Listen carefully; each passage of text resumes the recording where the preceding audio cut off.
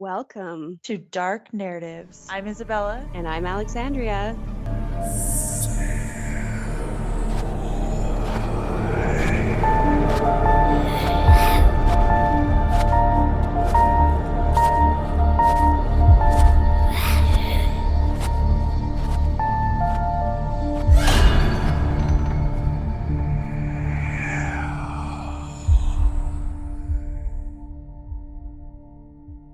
I love that though. I was like, of course they want to be little witches. And it's so funny because my oldest has already been a witch. So when she said she wanted to be a witch again, I loved it. I know, I love it. It's like, oh, our little kindred Did spirits. we segue now? Yes, okay. So I'm actually going to talk about the case of Peggy and Eric Beckler. The two of them, they went out on a rental boat to celebrate what was their wedding anniversary, and actually Peggy just celebrated her 38th birthday, so they were gonna go celebrate that together on the water. This actually though ended with Peggy missing, never to be seen again. The boat found doing circles, and Eric alone in the water. What? Yeah.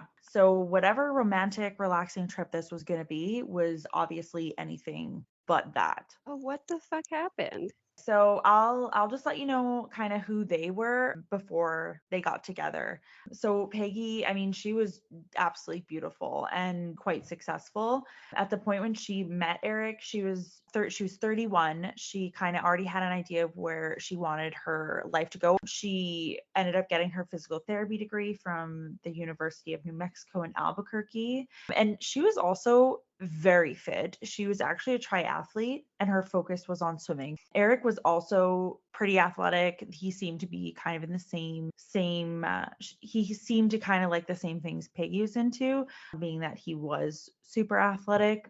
But he was actually 23 when he met Peggy. So I would say he's kind of still at the starting point of his adult life. You have a little bit of an idea of what you want, but you're still just kind of going day by day. He actually joined the Marine Corps on a scholarship once. He said the culture shock was too much and he was feeling too homesick. So that ended quickly. How long did he try that for? It actually didn't say specifically, but it was not very long. So just kind of taking a look at Eric and Peggy as a unit, they had met when Peggy was 31 and Eric was 23. They met on Newport Beach. That was 1991. She just kind of by fluke was going to go meet her friend who was watching her husband play volleyball at that same game. So Peggy met up with her, and I guess Peggy and Eric, they hit it off pretty quick. I think they were both pretty attracted to each other. They were both really attractive people. So they were able to bond over that. Ever since they met each other, things moved pretty quickly. Only 17 months before they got married. And within 4 years, yeah, they, I guess, maybe just knew. Within 4 years, they had 3 children. That's like bang, bang, bam, bam, bam. One after I the other. know, I know. They spent all of their time together. They ended up working together, they trained, they lived, and they parented their 3 kids together. They really just seemed to have the idyllic California lifestyle. They lived near the ocean. Their house was actually worth about 795,000 Nice. when they bought it. That was in like 1990 something? Yeah. Yeah, so Okay. 1996 they purchased the house. They also on top of that had luxury vehicles. So they both had a luxury vehicle and they had, their designer clothes and they seemed to really like to throw big parties at their house. They they converted their basement to resemble a disco. If I feel like if you do that, you're really committed to throwing some like major parties at your house. Yeah, and you want to socialize. Yeah, no kidding. But do we know why? Like, how do they have all this money? Like, he's only 23 and he's like loaded.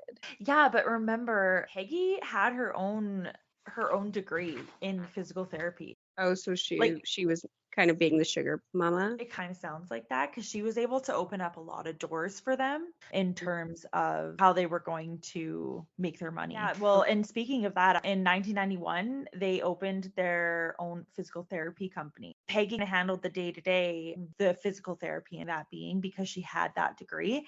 And then Eric did the books. Okay. That actually became really, really successful. I did mention, Peggy kind of ran the intent was that Peggy would run the physical therapy side in the day to day, and Eric was going to handle the books. But by all accounts, it kind of seems like Peggy took the reins on the whole company. She pretty much ran the show from what employees have said. So he was like a freeloader. I don't know. I don't know what kind of was happening in the background, but she ran the show from what I understand. So it was just the two of them working together and managing Jerry Care up until 1996, when another company kind of came on the scene and wanted to merge their companies together because they actually offered rehabilitation services. So they would combine that with the physical therapy company that was already established, which would have been Jerry Care. And the couple actually worked out a really great deal with that new company, just being that they could stay on and essentially nothing would change. They would still both get a pretty good salary and they would continue running things.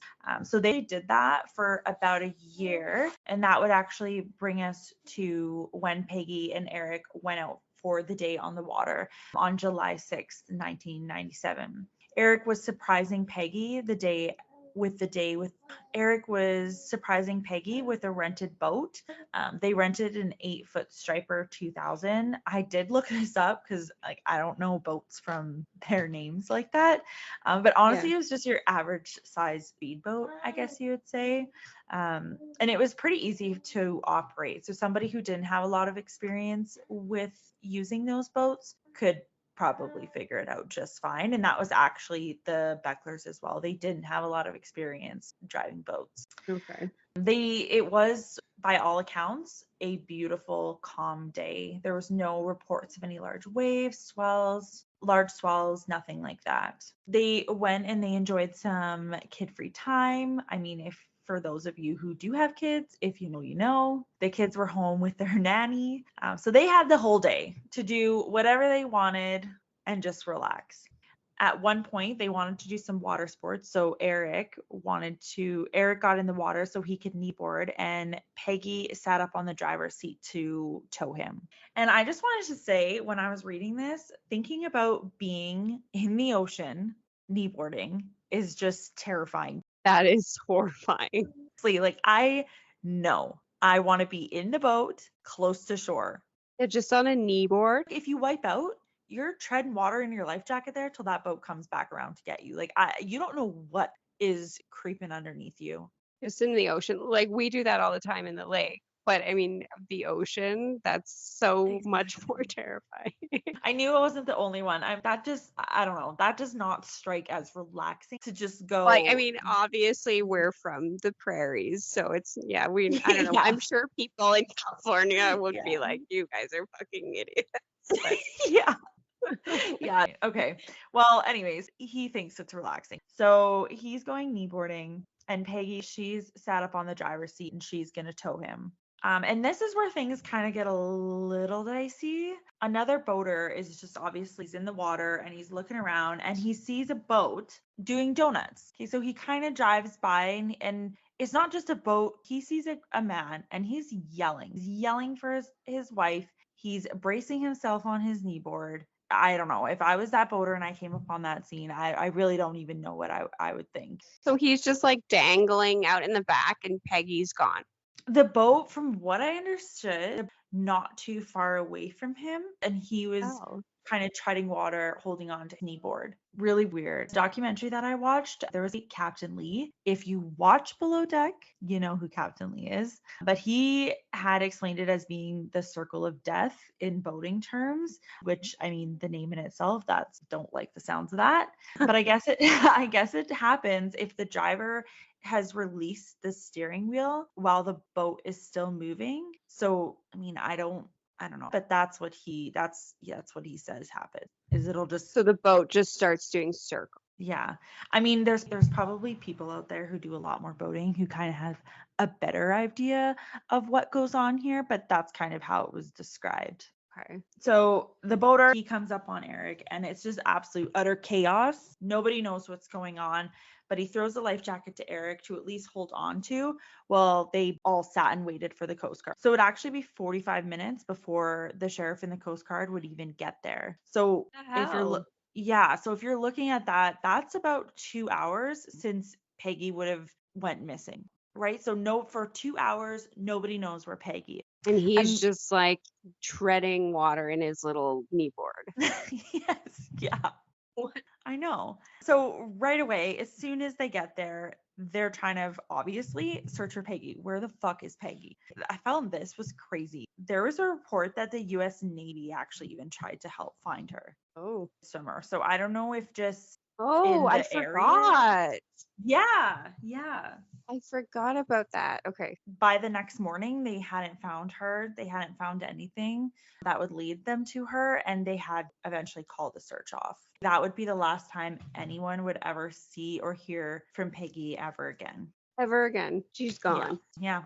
It's wild. I'm like, what the fuck? So obviously there's a lot of questions. I've got a lot of questions, and I was just gonna say I have a lot of questions. Police had the same questions. When they initially had Eric come in to just kind of talk about what happened that day, he claimed that Peggy was driving the boat and towing him on a kneeboard, that they hit a wave and he went down. When he got back up from under the water, Peggy was just gone. And that's the last time he ever saw her. I don't know, Eric. I mean, at one point, he thought maybe there could be a chance that she was able to get herself to shore and be rescued. Because remember, I said in the beginning, she was a really good swimmer Oh, in I the area. forgot. Yeah. I forgot about that. Okay. I don't think that it was very far-fetched of Eric to think that that might have been the case. Her main sport was swimming. It just seems odd. Like, yeah, you come up and you're kind of caught off guard or whatever, but would the boat already be doing circles? You'd think it would take a second. I don't know. Right. Yeah, like I don't know. yeah. He seems sus to me. Yeah. Well, Eric suggested that, but there was no evidence to support that any crime occurred. So they kind of just had to go off of what Eric was saying, that this was just a tragic accident. So Eric left the police station and he went home. Remember, they've got their 3 kids at home. They have no idea what's going on. Oh, yeah. Those And poor kids. I know. Initially, right after this happened, the boat goes back and there was no signs of any burns on the boat. Everything was in order. It was clean. Nothing looked like it was out of place. We know from a quick look around the boat that there was like a little inventory taken, and we know that there was 1 towel, 2 duffels, one had a magazine, one with snacks, clothes, toiletries like that. There was 1 cooler, 1 pair of sunglasses, and a backpack. The backpack had a vibrator and lube inside, which Oh. I mean, I know. I mean, you're on a day on the ocean. You got no kids. You're not working. I mean, I don't know. Take it when you can get it. Snacks and lube. Just the essentials. Yeah. So, I mean, right away though, even with that little quick look around when the Coast Guard got on board, they obviously wanted to check it out for themselves, even though there was no apparent crime that was actually committed at this point. But there was still a woman just gone. So their primary focus, where the hell is Peggy? Right. Like no body, no crime, but there's a missing person. So that was their first priority. With that, they wanted to, like I said, take a look at the boat for themselves. So they want to see if the trained eye could spot some things out that otherwise wouldn't have been found. It did deem helpful. Ended up finding more that might have suggested that this was a little bit more of foul play than just simply a missing woman. They found a spot of blood underneath a cushion. They were spraying the boat with luminol, and they found some blood that was near the motor at the back of the boat. They mentioned that they found sunglasses that were on the ledge by the steering wheel. The boat had been checked and cleared for any defects that might have been there. And the owner of the boat never had any reports of this ever happening before or after it had been rented. And I guess it was rented quite often and a lot after this happened. Everything in the boat was in a specific place. Nothing was thrown around like you would expect, considering the boat was literally found doing donuts with no driver. Odd. Was that they noted that the sunglasses were on the ledge by the steering wheel. They would have Okay. been there before and after the accident because the only people who entered the boat after Eric fell off was the Coast Guard, according to Eric. So you'd think that those sunglasses would go flying Yeah. if the boat was doing donuts. But wasn't it like an onlooker that found the boat doing donuts? Yeah, that was another boater. Yeah, but he didn't enter the boat. So Eric placed those sunglasses there? Well, he mentioned that Peggy had been driving the boat Hmm. when he was being towed. And the So sunglasses were still I just sitting there. really, yeah, I don't know why they were just sitting there, but I would have thought that those would have gone flying off the boat. Like they were just sitting on the ledge, Yeah, that's odd. especially if the boat was on Being deck. erratic. So what they found on the boat kind of leaned a little bit more towards foul play than just what Eric said, that his wife was missing in a freak accident. At this point, any suspicion that the police may have had about what they were being told happened was just ramping up, especially after taking a look at Peggy and Eric's life together and just his behavior following this accident. You know, we see it all the time. They look at the husband first, they look at the people that are closest to them. But there was a lot that was sounding alarm bells here. It wasn't just that. So Gary, who was the boater who found Eric in this literal chaos, described that Eric was calm and he stared straight ahead while waiting for the Coast Guard. Even though he was screaming and hysterical, yelling for his wife. But as soon as they were waiting for the Coast Guard, Eric was calm and collected. Yeah. They always say, like, you never know how you're going to act, but that is weird. He didn't say a word. He just was sitting there with his head staring straight ahead, holding onto the life jacket. The police mentioned that the whole ride from the scene of where he was picked up in the water and back to the dock, Eric was totally calm. He didn't say anything, which I didn't really think. Again, we don't know how people would react in a crazy situation. So I didn't think that would be completely out of the ordinary. But what I thought was really weird is that he went from being totally calm and not saying anything to being unable to walk without support once they reached the dock and the media was around. Okay, so as soon as people had cameras out, he was putting on this act, is what you're saying? That's kind of what it appeared to the police. Because again, immediately when they went behind closed doors, he was able to keep his composure. He could walk on his own. It's definitely suspicious. Yeah. You hear that? No. I'm chugging water. So thirsty. I'm parched. Just like a side note here, they did find that it was really weird. Like if she did drown, where the hell is her body? It didn't come up or it didn't, get washed up on the shore somewhere. That is weird because, like, bodies in the water, they'll bloat and then they'll rise. Exact.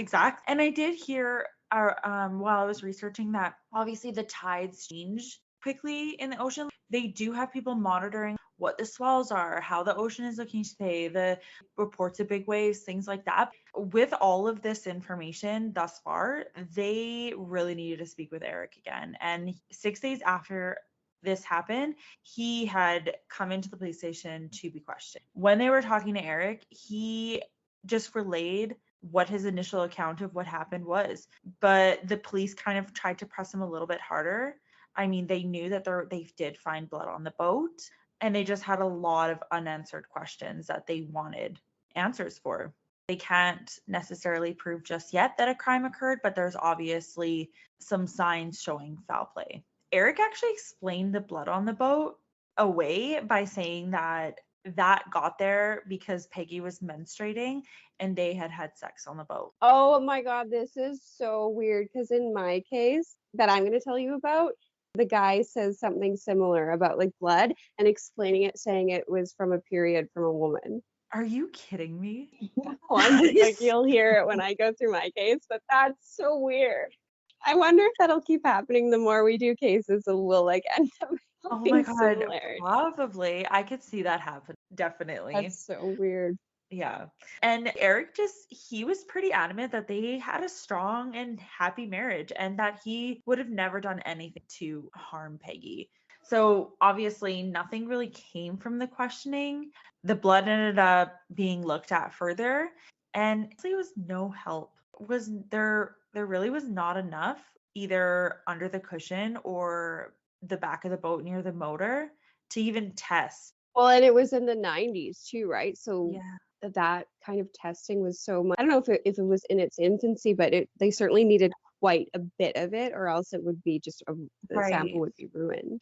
Right. Well, and that's kind of, I think, what happened here. They couldn't test either spots to even see, honestly, if it was Peggy's blood, human blood, or animal blood. I mean, this was a boat. Yeah.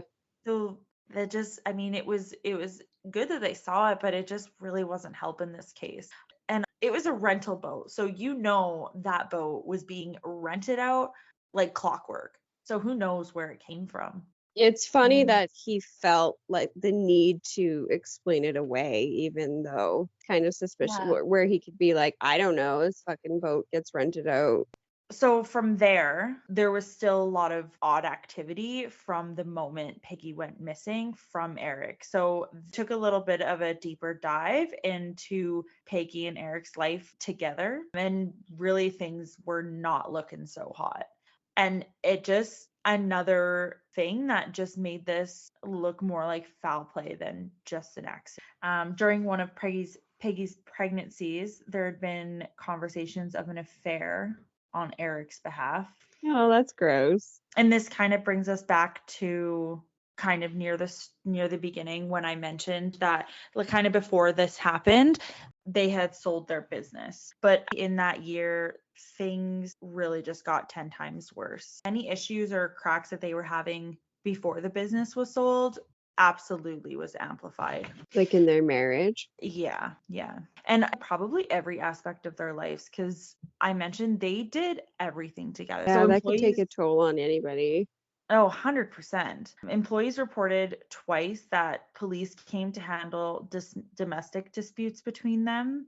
And that was employees reporting that. Like I don't know what the So they specifics were were. just doing this out in public at this point. Like they Yeah. were, And in March of 1997, they were fired from. oh, The reason was because there was Medicare billing concerns. So mm, remember I said that Eric was doing the books, but by yeah. all accounts Peggy kind of ran the show. So even though Eric was doing the books, reported they both were handling them. So I don't know what went on there, but there was enough concerns about the billing that they were fired, and they owned the company before. I was just gonna say they got canned from their own company. So things were obviously not doing good. So at this point, they didn't have any income to support their lifestyle. All their payments started to become late, and then their checks started bouncing. All aspects of their life was just rough from the sounds of it. One of Peggy's best friends mentioned that Peggy would just cry every single time they spoke about things that were going on with Eric. With his affair and everything too. I think just with everything. I thought this was just a really bold statement. Eric one time got a gift from a friend, and it was a book. It was called Divorce for Dummies. So like All obviously right. a lot of people know things are not. Yeah, if that's happening out in open, you wonder kind of what was happening behind Yeah. doors. Yeah, and to give a joke gift like that, but be a little bit serious, Not a good sign. things get a little bit darker here. So Eric's friend Kobe, he was at the other end of some, I'd say, terrifying conversations with Eric prior to Peggy going missing. Eric talked about blackmailing Peggy to show that she was an unfit mother. And on another occasion, he went as far as to mention possibly killing her and throwing her weighted body in the ocean. Huh, Yeah, so I mean that's that's not good. pretty specific. They also had some seriously hefty life insurance policies, $2.6 million each. Wow. I don't think I've ever heard of one person having life insurance of $2.6 million. And I What mean, like, the listening hell? to true crime as long as I have, I really, I don't think I've heard that. And that's crazy that they were approved of that. I don't know. I mean, their company was making a fuck ton of money, Yeah, but I guess so. obviously some financial gain here. So did he go after that money then after they, I guess she'd have to have a death certificate and everything first. Yeah, yeah. Well, we'll get into that too. But I think from what I was reading, Peggy's brother may have been an insurance broker in the insurance world because Eric went to Peggy's brother to talk to him about how their life insurance would work in different situations. Okay. And then Eric's mom had something to say as well. She had a theory that Peggy may have faked her own death to escape the fraud charges, like the Medicare billing problems and the like her taxes and stuff. Oh, okay. I guess it's not too far-fetched. I mean, we've heard some crazy things, but honestly, all of her family and friends said no, she would never have left her 3 kids. Oh yeah, yeah, no way.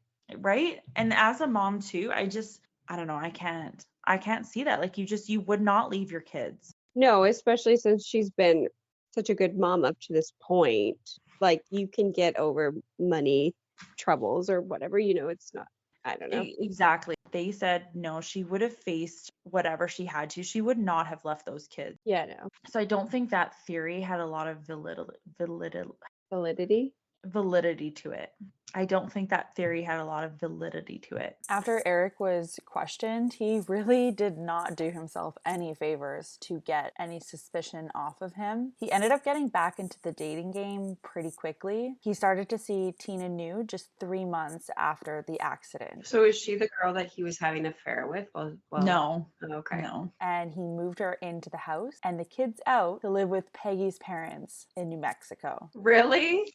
So he's like, get out of here. I've got my new wife. Exactly. The police did speak with her after finding out that Eric was in a new relationship, just in case he may have mentioned anything to her about the accident. They ended up leaving, only giving her their business card. Seems that she was kind of smitten with him at that point, and nothing really came of that conversation with her. But I mean, even with all of this suspicion that was on Eric and the obvious motives that were there was still no evidence that a crime even occurred. There was just a missing person. So the police ended up having to just sit on this for a while. At one point, they did try to have Kobe, who was Eric's friend, wear a wire and speak with Eric just to see if he could maybe get the same conversation that Kobe reported to the police going.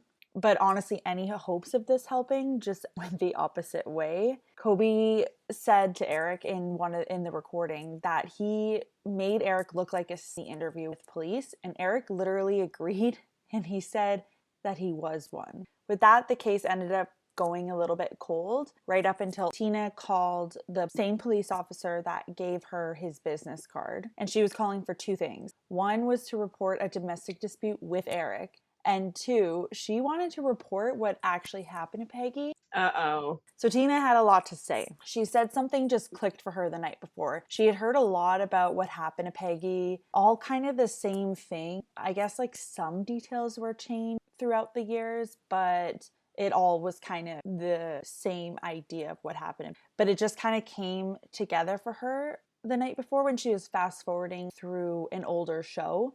And she had seen Peggy's face come up on the screen, and she was hearing the report. And one of the things that stuck out to her was mainly that day the weather was reported to be very calm. And the more that news report had went on, all of what Eric had told her just did not make sense. And she looked up at Eric and said, "You hit her." And I guess he was very shocked, obviously. And he just asked, "How did you know that?" What? Yeah. From there, it was just word vomit from Eric. Eric said he planned this 3 days ahead. The day before, he went and he left an ice chest, I'm guessing like a cooler, weights, trash bags, margarita mix, and the knee board at the dock. While Peggy was suntanning on the boat, he came up behind her and he hit her over the head with a dumbbell. What the fuck? A dumbbell? It kind of just speaks to how much he planned this. He said he hit her so hard that there was so much blood, and she couldn't have felt it. That takes a lot. Can you imagine? Yeah. And Just once? Like he just said hit her once. that's all I saw. He said he then folded her up, Folded her up. tying her feet, hands, and her ankles together. Then he anchored her body with about 70 Pounds. It's interesting that he said she bled so much, but then when they did the luminol Nothing came up except for the Well, some blood came up, but apparently it was not enough to test. So, and I don't know if that's because of the times or what. or maybe most of her water, or sorry, maybe most of her blood went into the water. Yeah. And he just threw her in the water. He then washed the boat off. He drove it to shore. He got off and he set up the kneeboard so the boat could tow him with no driver. And he did this until somebody found him. So in this case, it was Gary who found him. He said he faked being frantic with his yelling and screaming for his wife. Oh my god. But again, Police can't just take what Tina's saying. Oh yeah, so she didn't get anything recorded. She's No. just saying like he told her this. Yeah, so the police tried again to see what they could get right from Eric. Tina agreed to not only wear a wire, but also first try to have a recorded call with Eric. But the recorded call just really didn't get much, so they resorted to wearing a wire. Oh, Yeah, that always gives me like, could you imagine having to do that? No. Oh, like for your husband or somebody, like I would be visibly sweating. See it on my Honestly, I'd be like dabbing my face. They'd know something was up immediately. So Tina met with Eric in person at a restaurant. Holy. And just like a movie, the police sat out in the van and there were some police sitting inside the restaurant undercover. They started to have a conversation about what they had talked about prior at her house. And Eric had explained when Tina asked why the hell he would even do something like this, like why go to that extreme? Eric said that he did it partly for the money and partly for the kids. He did not want Peggy to take them. But he sent them away. I know, exactly. So that didn't make any sense. He kind of just used this as justification for what he did to his wife. He also mentioned that he was thinking about fleeing to Nevada because he was nervous that if he answered for his prior domestic disputes and went to jail for those, that the police would just kind of take that as an opportunity to charge him with what happened to Peggy, and he might not end up getting out of jail because of this. Another state, maybe a country. Well, and that kind of was like to Nevada. Going to Vegas. So they seem to be getting somewhere with the conversation they were having in the restaurant, but when they were going to go, Eric took Tina's car keys from her, and he said that she couldn't drive because she had already had drink. But I guess she only had like 2 margaritas. Why did she need to be driving though? I'm not sure. I think that's just how it was set up, that she would pick Eric up and they would go to the restaurant together. Oh, okay. So now Tina's in a vehicle with Eric, wearing a wire, knowing that he killed his wife, and he knows she knows about it. Why did she need to be driving though? I'm not sure. I think that's just how it was set up, that she would pick Eric up and they would go to the restaurant together. Oh, okay. So first of all, that's terrifying. And obviously, Tina's a liability to Eric. They're yelling at each other in the car. And for whatever reason, though, when Tina says, you need to pull over and you need to get out, he did it. Oh. So she just drove away and left him there. What? He was then arrested in a Del Taco right after this. What's a Del Taco? I know, we don't have any of those like fast those kinds of. Oh, is it like Taco Bell? Yeah, I think it's something. So wait, so they were at a restaurant eating and then he was like, I need me some Taco Bell. Well, she left him on the side of the road, so he probably just like walked over there. Okay. I need to talk about, I'm stressed. Yeah, that's what I do. But he got a lawyer right away. And honestly, whether you're guilty or innocent, I feel like that's just the smart thing to do. Yeah, that's a smart thing. Exactly. But with that, they couldn't get anywhere with him. They couldn't interview him any further. So before I get into the trial and the sentencing, I just want to take a detour because this was just crazy to me. I did not expect this. Eric from jail wanted to try one more thing. He calls Tina up from jail and he asks her to meet his mom and him to talk about this. Tina felt guilty, I guess. Remember, she was with him for a while. So she obviously had feelings for him. So she felt a little bit of guilt for what was going on. So she did meet. From there, she was influenced with a new story of what was going on. And the new story was to explain everything that she had told the police. She was to say that everything was a lie. She was just mad at Eric for cheating on her. And that they were just up drinking and doing drugs the night before. And that she was having a psychic vision And she came up with this scenario for what could have really happened to Peggy. And Eric just went along with the whole thing. And she couldn't differentiate what was real. What? Yeah. So Tina did unfortunately go along with this for just a moment, though. That being recanting her story and providing a new one that Eric had given her. But thankfully, when Tina was speaking with the lawyer, who, by the way, was provided to her by Eric and his mom, allegedly, after recanting her story, the lawyer mentioned that everything was confidential.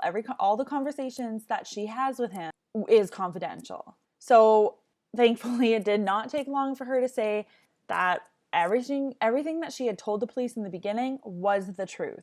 That she was watching TV when everything clicked and Eric started to confess. I just want to say I think Tina was just in a really terrible position and honestly a really scary situation. I don't know what I would have done in that circumstance, but we're just happy that, she did end up she was able to talk to this lawyer about what she knew was.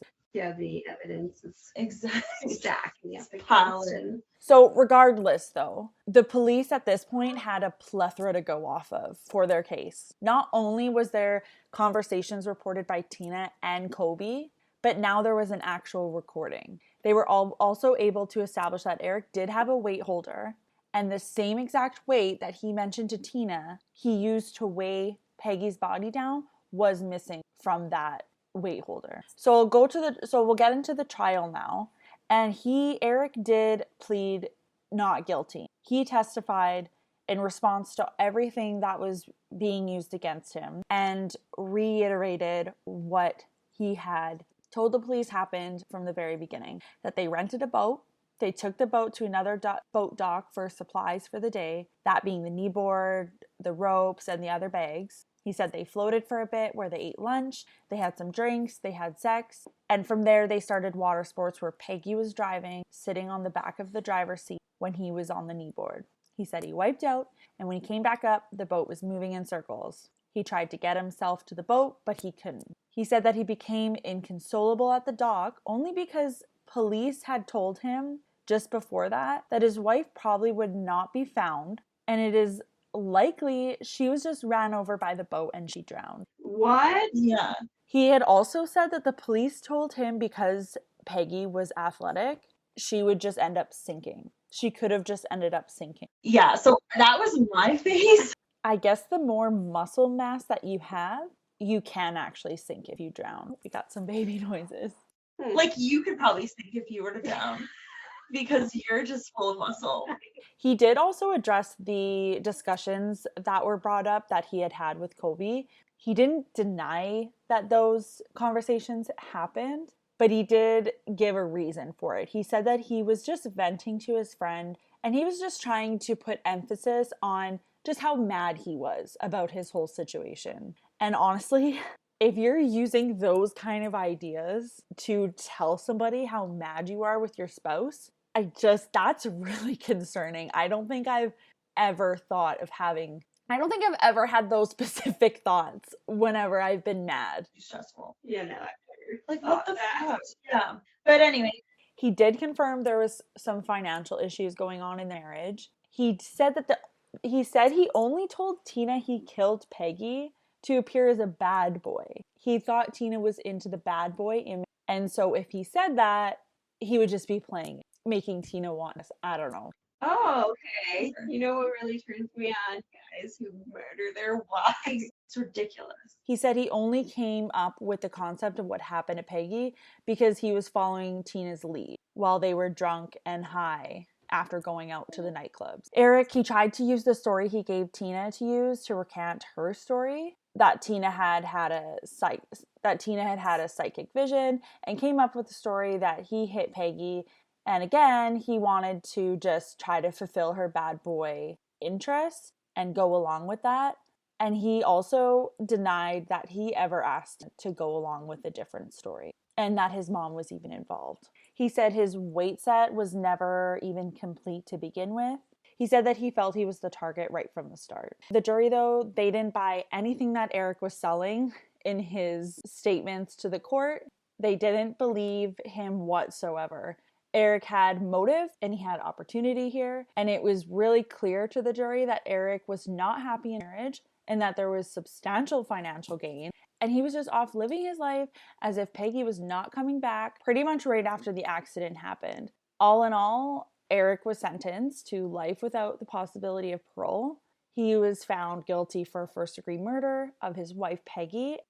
Okay, so yeah, that was my case for this week. Okay, so he's still alive, sitting in jail. Yeah. And that's it for this week. Remember, it's a dark world out there. See you See you creatures creatures next next week. week.